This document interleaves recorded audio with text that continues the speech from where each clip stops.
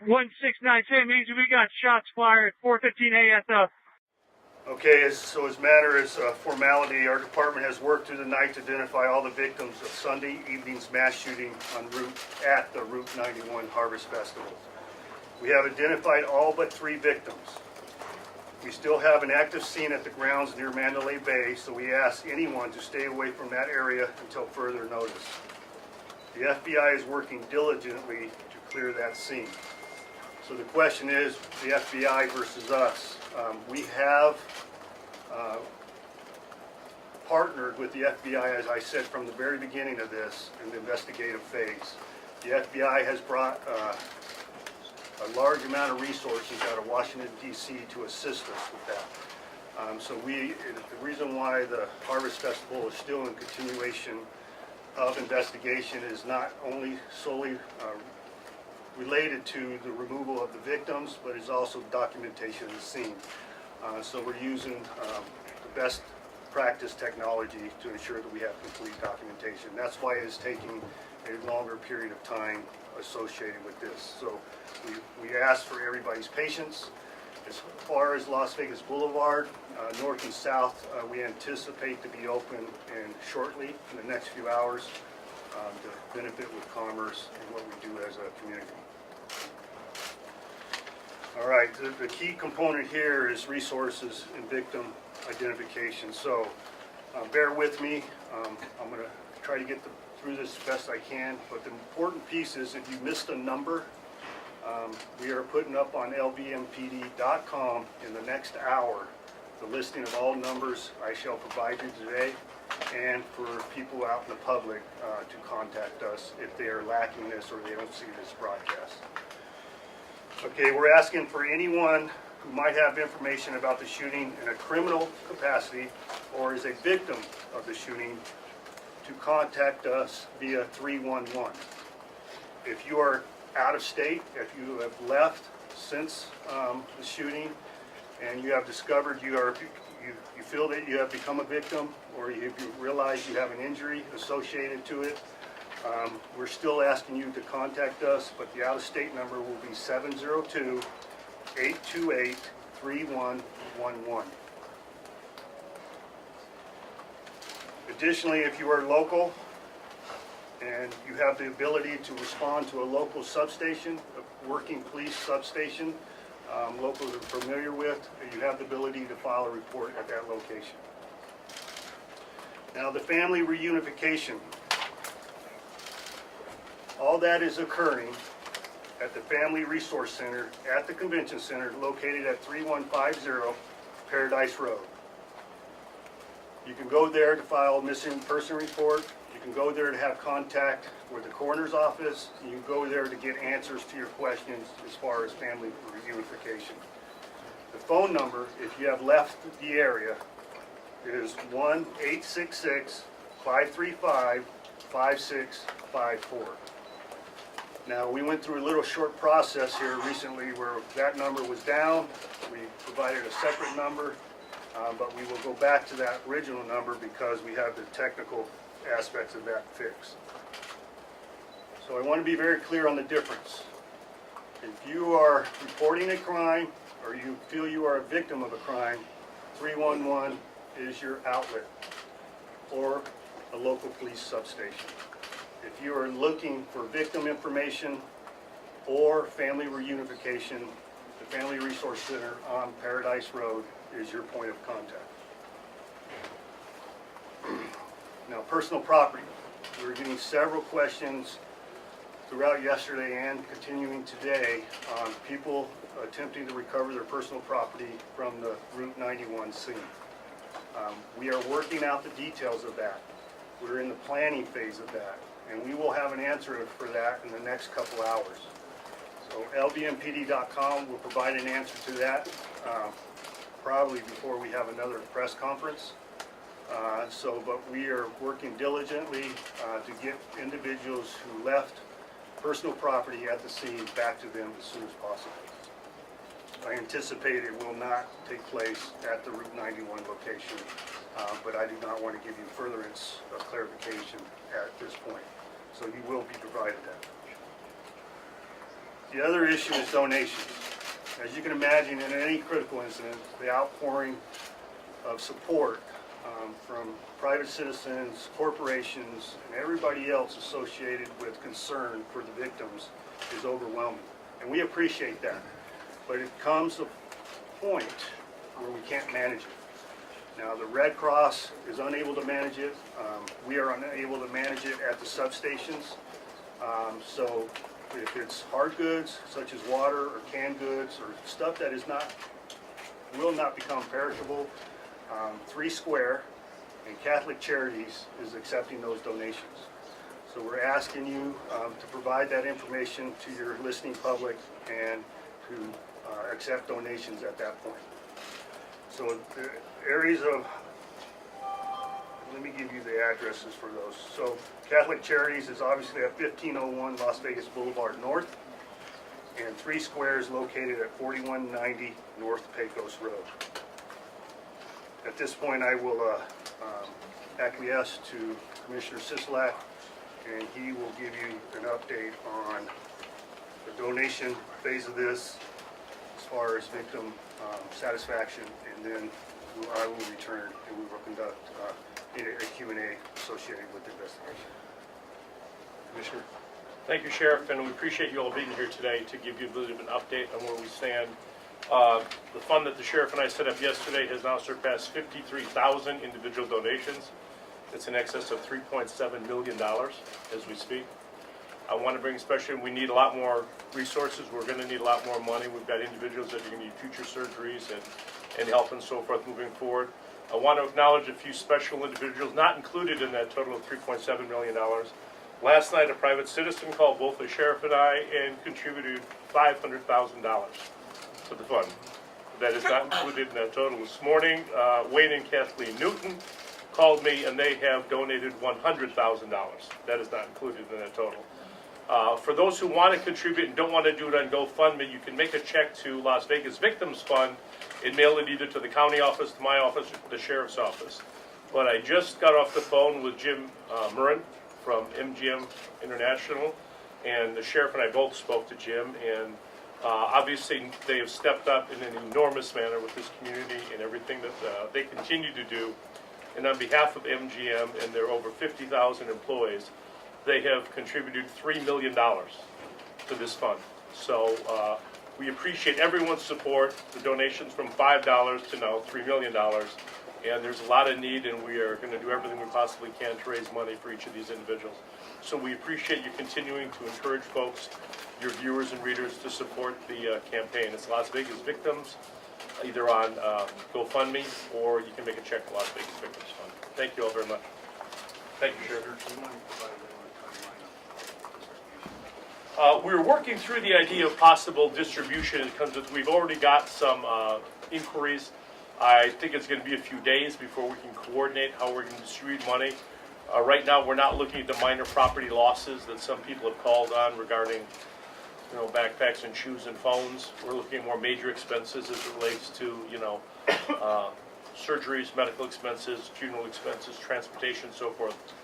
But we should have more details with you. We're working through the county office and the sheriff's office to develop something in the immediate future in terms of where people can go, who they can call to start distributing the money that the people are most desperate. So thank you all very much.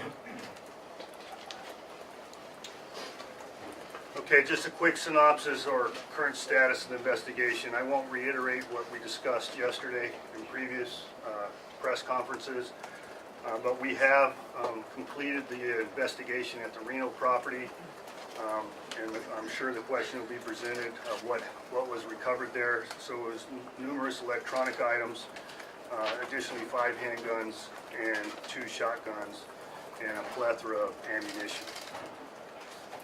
So we have served search warrants at 3 separate locations. That would be the room at the Mandalay Bay, the Mesquite location, and the Reno location. Additionally, we served a search warrant on the suspect's vehicle located at the Mandalay Bay. So I'm happy to answer any questions Yes, sir.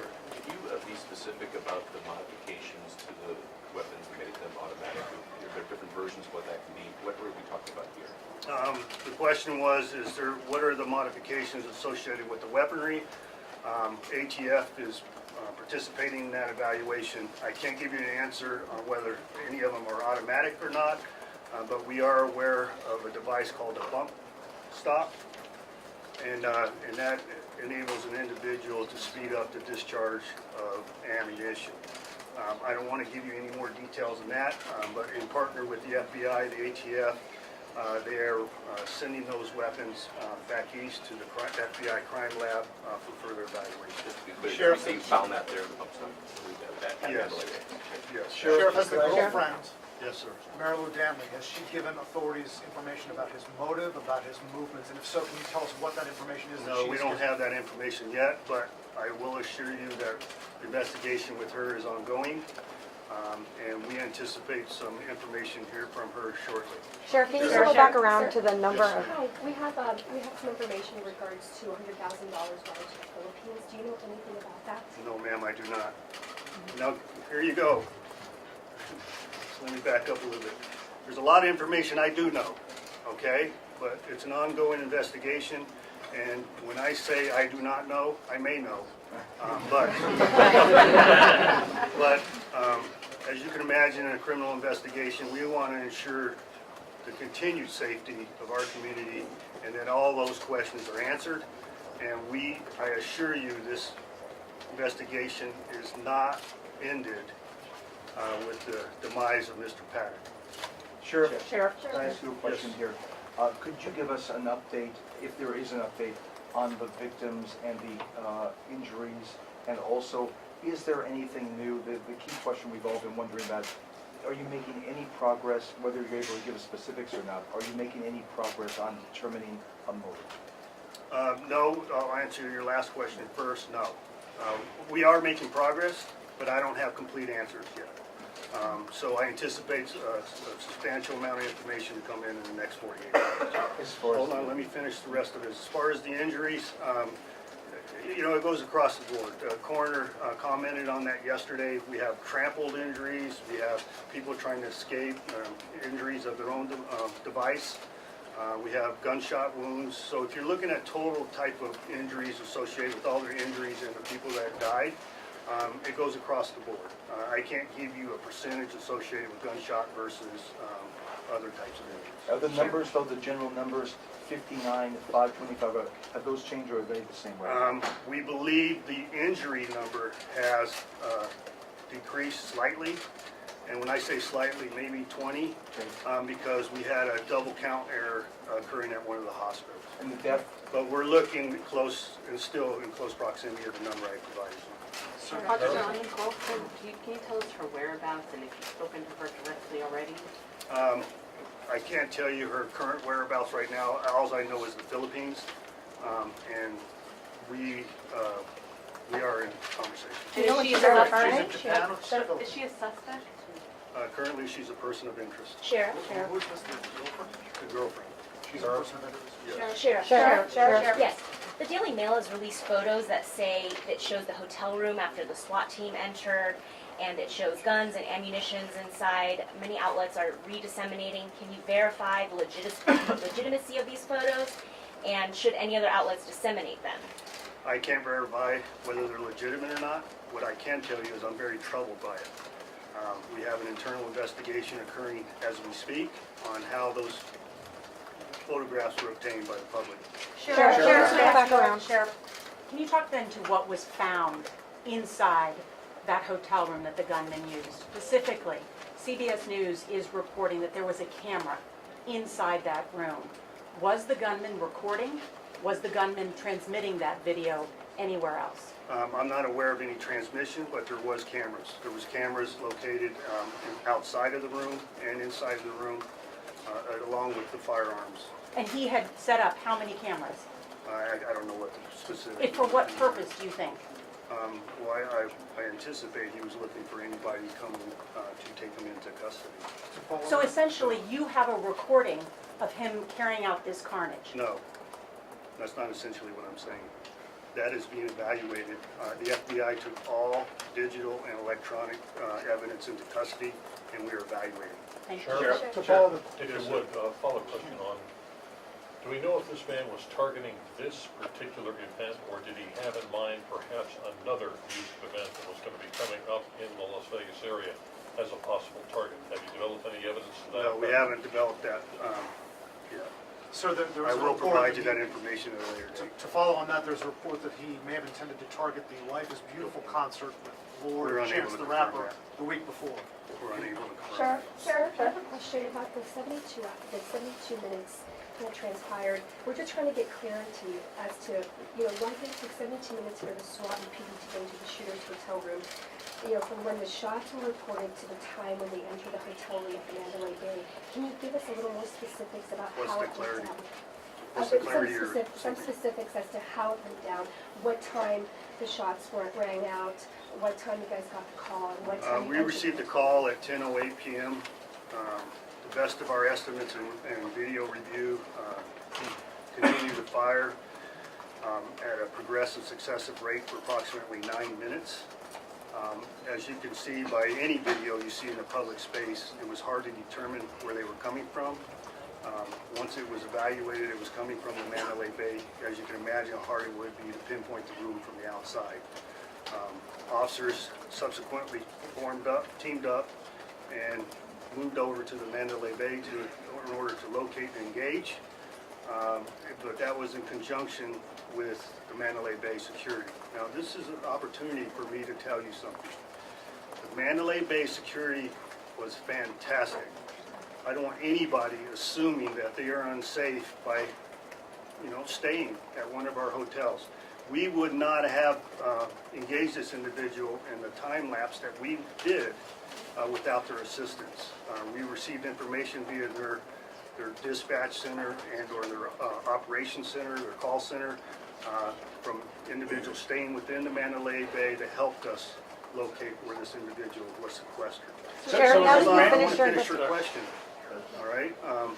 And so subsequently, that takes time. As you can imagine, moving from the location of the event, deciding whether you're going to help victims evacuate or you're going to decide whether you're going to take charge and put an element together and go engage this individual. So we have a lot of bifurcation of responsibilities associated, especially in a dynamic event. I want to say kudos to those officers that got together and said, this is what we trained for. Active shooter, we're putting an element together, let's go engage this individual and locate them. Okay? And that's what we did. And when the security officer was engaged by the suspect, we backed off for immediate apprehension, and SWAT team formed and made entry. What time was the security officer engaged by the I don't have suspect? that time frame. Sheriff, how concerned are you about your officers facing weapons like these? Absolutely concerned. The world has changed, and who would have ever imagined this situation? I couldn't imagine it, and for this individual to take it upon himself to create this chaos and harm is unspeakable. And we have to try to spitball or what if these situations at all points when we train and ensure that we have proper response, and I think we did a fantastic job. So Sheriff, Mandalay Bay Security identified the room before SWAT arrived? No. Well, yeah, before SWAT arrived, but not before my officers arrived. They were married or hand-to-hand with my officers when we made entry over to the hotel. And it was a matter, if you recall yesterday, I said between floor 29 and 32. And during that process of evaluating the floors, we received additional information where he was located, and they immediately responded. Sheriff, what time did SWAT breach his suite? I don't have that number for you. And there's only one room. Did he continue to shoot from 10:08 until the SWAT team came in, or why did he stop shooting? Do you understand that? That's for us to evaluate in the And investigation. can you tell us where the bodies were found? Were they scattered throughout the venue, or were they in one particular area? No, they were throughout the venue. They even had some victims that met their demise outside of the venue. And then we had individuals who had been shot, and they continued to run away, and then they passed away several blocks from the venue. Sheriff, are We you able also to? had very heroic acts of people attending the event. We have numerous videos depicting people attending, normal citizens providing medical aid and providing transportation for victims to get to the hospital. Sheriff, Yes, sir. going back to the point of what my colleague said on the cameras that were set up in the room, it sounds, at least I'm sorry if I'm interpreting this wrongly, it sounds like he has set those cameras up to give himself warning of the approach of police officers. And in your mind, if that indeed was the case, and I know you don't want to get into the mind of a madman as you put it, but how would you judge this man's preparation and determination to do this based on those factors? I don't even need that bit of information to make a judgment. This individual was premeditated, obviously premeditated. The fact that he had the type of weaponry and amount of weaponry in that room, it was pre-planned extensively, and I'm pretty sure he evaluated everything that he did in his actions, which is troublesome. I was hoping, you know, I pray that in these situations that a citizen, because we can't be at all places at all times, that a citizen sees something, says something, and we act on that. Quite often what we experience in our line of work, a citizen thinks it's trivial, and they say, no, I don't want to bother the police. We ask you to bother the police, because those individuals, especially housekeeping type individuals, or any cab drivers, anybody in the public space that can assist us, we ask them. Do you believe his girlfriend had any knowledge that he planned? Okay, let me ask back here, Did Ricardo. police or security guards fire any shots anytime during the encounter? While he was discharging his weapons? Yes. We are not aware of that. No security guard or police other than the encounter at the room. And can you expand on what went right? I know you practice for scenarios like this, maybe not exactly this scenario. Can you expand on what went right with first responders? You know what, I'm glad you asked that, Ricardo, because obviously people have the assumption things went wrong in this type of carnage. But what went right is we saved hundreds of lives. In an event, and this guy having the ability with those weaponry, the carnage that could occur outside of what did occur, a lot more was prevented because of our police action in short time and private security action in short time to save some lives. Sure. Could I ask you, with all of this in the room, the cameras now, the guns, everything else, yesterday you had said that there had been hotel staff inside that room during his stay. Is that still believed? Did he turn away housekeeping? Did housekeeping go in there during this time? The only thing I know at this point is room service was provided. Sheriff, could I ask you on the motive, and I'm sorry, I just wanted to clarify, do you believe you are going to find the motive for this crime? I absolutely believe that. So, back on the girlfriend, do you know where she is, or is it not? Yes, I do. And why is FBI not trying to bring her back immediately? How do you know that's not occurring? Well, I guess that's what I'm asking. Is that what's happening? That is occurring. Sheriff? Sheriff, are you able Yes, to, ma'am. you all have been investigating this nonstop for the last several days. How are you and your investigators doing? I'm so glad you asked that. No, I am. I'm not being sarcastic. We're doing good. I'm actually very proud of our people. I mean, this guy here is the local SAC, Aaron Rouse, in charge of the FBI. You know, it's important. Greg Castle talked about this yesterday, the chief of the Clark County Fire Department. I'm telling you right now, this jurisdiction has the best partnerships, I believe, in the United States as far as public safety. We would not be able to accomplish what we did, as you described, in the last 48 hours without that partnership. The FBI stepped into the plate to help us with evidence, documentation, and prosecution. The fire department, he didn't do a good job describing it yesterday, Greg. The fire department in our jurisdiction marries with a police officer during a critical incident. I beg you to find such a robust type operation in the rest of the United States. Quite often what you observe in the public space is the fire department will wait until it's secured by public safety before aid is rendered. Our primary mission is aid and the safety of the public. They took it upon themselves to train with us, to marry with us, and to go into the fray to assist the victims. If you look at the video, you quite often see individuals with helmets on and vests on, firefighters, standing next to us. So I think it's very important for you to ask that question. It's very important for me to convey the answer. But the next 48 hours, we'll be able to tell. We've gone into incident management mode. So in other words, people have to get sleep and nourished and because we don't want to make any mistakes in the investigation. Sheriff, right here. Do you have any indication whether what the suspect was doing in the days leading up? Was he in the casino gambling, eating, or just? We do have some information. I'm not at liberty to say at this point. There's the guy I was just talking about. Make sure you get him on camera. Sheriff, right here, Sheriff. Sheriff, Yes, ma'am. have you been in communication with the Philippine government? If yes, have they been cooperative with the whereabouts of Ms. Ganglin? Yes, we have. Sheriff, Sheriff. a couple of questions. One is, Okay, before we get too long and too contracted in this press interview, I'll answer your questions, Ken. I'll ask a couple additional more, and then I want acknowledgement of the people standing behind me. As you can see, it's a congressional delegation and our other public safety officials, and it's very hard for them to conduct federal government and local government while they're standing behind me.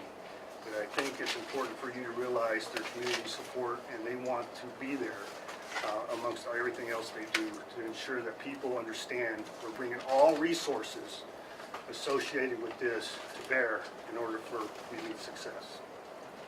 Go ahead, Ken. The first one is to button up the camera's question. There's a report that that he had a camera on a service cart in the hallway, and that the security guard was I'll shot. tell you what, I wish I had some of you on my investigative team. It's amazing some of the information you come up with, but I'll confirm it, yes, one of them was on a service cart. No, the other question is the one that I wanted to get to. You talked about motive, you talked about premeditation. You want to learn why he did what he did. Videos, can you tell us the number of interviews you're going to have to do that? You talked about you reviewing cameras, videos, computers. Who did he last talk to? I'll give you a global answer on that. Yes to everything you said. Yes, we are evaluating all that. I can't give you, because the number's changing, it's fluid, Ken, on the number of videos we're evaluating. Just on body camera videos, we had over 67 videos we were evaluating. Okay? So you would say, well, you had a lot more officers at the event than that, Sheriff, and you only had 67? No, not all officers are assigned cameras because they work an investigative function or plain clothes, but when they take on the role of special events over time, we don't require them to wear body cameras. So we are evaluating those cameras as we speak. We have 90% of that done, but then we have all the common public space cameras that we're evaluating, and I can't remember the rest of your question. I'm sorry. Well, we're also talking about the computers and his cameras. So a lot of this, you're probably saying, well, Jesus, Sheriff, it's 2017. How come it's taking so long for you to evaluate that? Because it's evidentiary. There's chain of custody issues associated with that. We have to ensure we're dotting the I's and crossing the T, because you know there's criminal defense attorneys out there, right? And there's this thing called the Constitution. We have to ensure that we're abiding by that, and we ensure that, I don't know if we have possible future prosecution.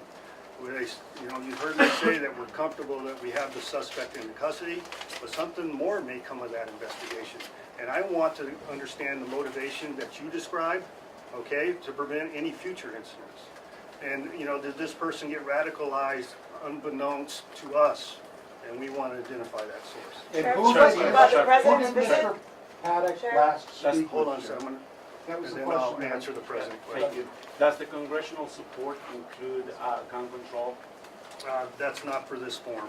That's a long, protracted discussion. That's not for this forum. Still part of the Sheriff, in regards to the president's visits, the president will visit tomorrow.